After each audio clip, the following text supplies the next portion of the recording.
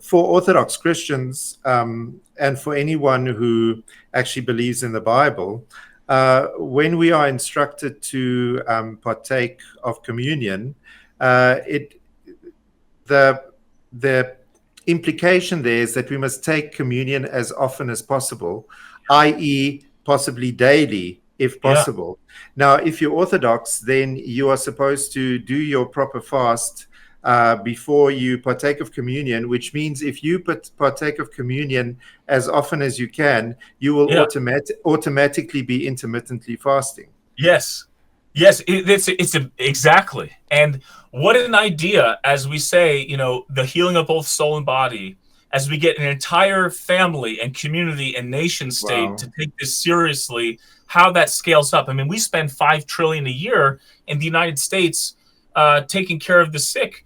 If we can eliminate 80% of that just by taking communion, I mean, it's so funny, and I don't want to reduce it to that either. It's not like, of course, we're tricking ourselves. It's like saying, the Lord of the Rings novel is just a certain series of strokes of ink on a paper.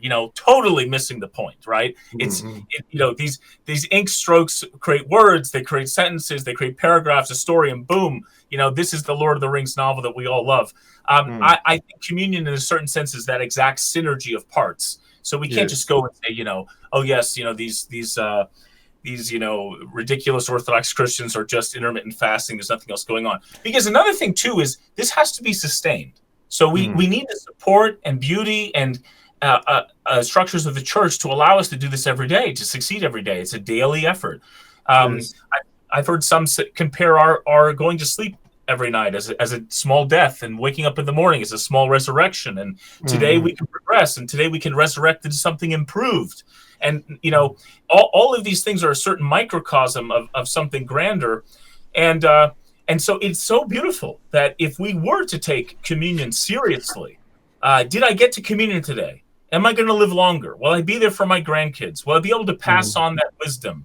Will I be able to, be there to take care of others that might be sick, or maybe even at the least not be the one that has chronic disease, so that others don't have to take care of me? And especially as a man, I think that's so important. We want to be providers and protectors, and we want to be prepared. And we don't want to be the one being taken care of. Not that we don't need it, but it's just to say that our wiring is such that we know our calling and our duty is to be the one providing and protecting. And so taking your health seriously allows us to achieve that. Ascetic Aesthetic, Orthodox Christian Fitness.